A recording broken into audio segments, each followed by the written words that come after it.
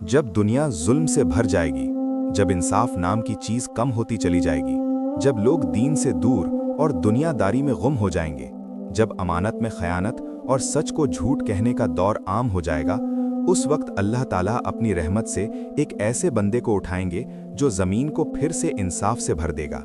ये कोई कहानी नहीं, बल्कि हमारे प्यारे नबी मोहम्मद सल्लल्लाहु अलैहि वसल्लम की दी हुई सच्ची खबर है।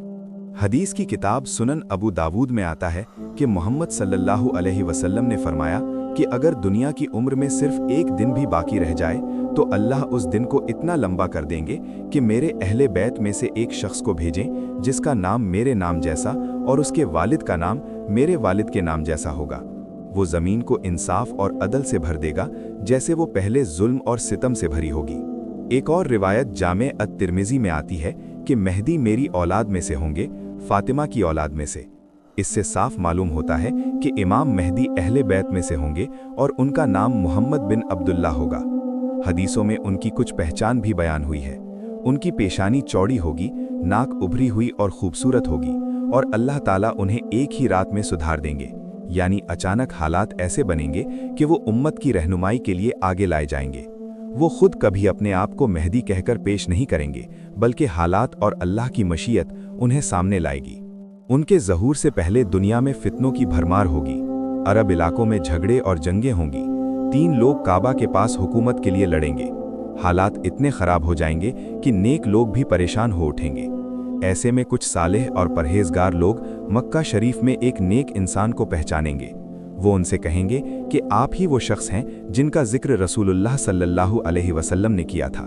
वो इनकार करेंगे, पीछे हटेंगे, लेकिन लोग उन्हें पकड़कर काबा शरीफ के पास हजरे अस्वद और मकामे इब्राहीम के दरमियान ले जाकर उनसे बैत करेंगे।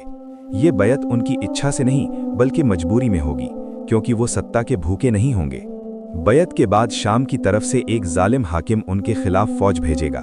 जब वो फौज मक्का और मदीना के बीच बैदा नाम की जगह पहुंचेगी तो अल्लाह के हुक्म से ज़मीन उन्हें निगल लेगी।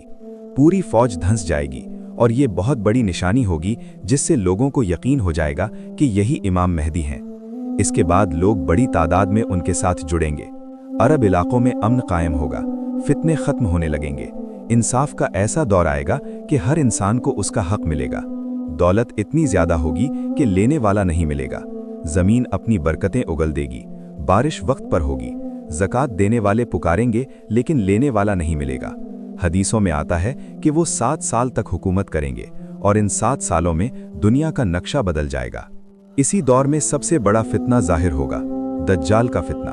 वो लोगों को धोखा देगा, झूठे चमत्कार दिखाएगा और खुद को खुदा होने का दावा करेगा। बहुत से लोग उसके धोखे में आ जाएंगे, लेकिन सच्चे मोमिन उसके झूठ को पहचान लेंगे। हालात बेहद नाजुक हो जाएंगे। तब अल्लाह ताला आसमान से अपने नबी ईसा अलैहिस्सलाम को उतारेंगे। वो दमिश्क की सफ़ेद मीनार के पास उतरेंगे। जब नमाज का वक्त होगा तो इमाम मेहदी उनसे गुजारिश करेंगे कि आप नमाज पढ़ाएं, क्योंकि आप अल्लाह के नबी हैं। लेकिन हज़रत ईसा अलैहिस्सलाम फरमाएंगे कि नहीं, इस उम्मत के लिए इमाम तुम ही हो। ये इज़्ज़त अल्लाह ने इस उम्मत को दी है। इससे साफ होता है कि इमाम मेहदी नबी नहीं होंगे बल्कि उम्मती होंगे। इसके बाद दज्जाल का कत्ल हज़रत ईसा अलैहिस्सलाम के हाथों होगा। दज्जाल के ख़त्म होते ही दुनिया से बड़ा फितना उठ जाएगा। अमन और सुकून का दौर आएगा, नफ़रत ख़त्म होगी, ज़कात लेने वाला नहीं मिलेगा, इंसाफ और बरकतें चारों तरफ फैल जाएंगी। करीब 7 साल की हुकूमत के बाद इमाम मेहदी का इंतकाल होगा। मुसलमान उनके जनाजे की नमाज पढ़ेंगे। वो इस दुनिया से चले जाएंगे, लेकिन उनका दौर ये सबक देकर जाएगा कि जब दुनिया अंधेरे में डूबती है तो अल्लाह ताला अपनी रहमत से रोशनी भेजता है।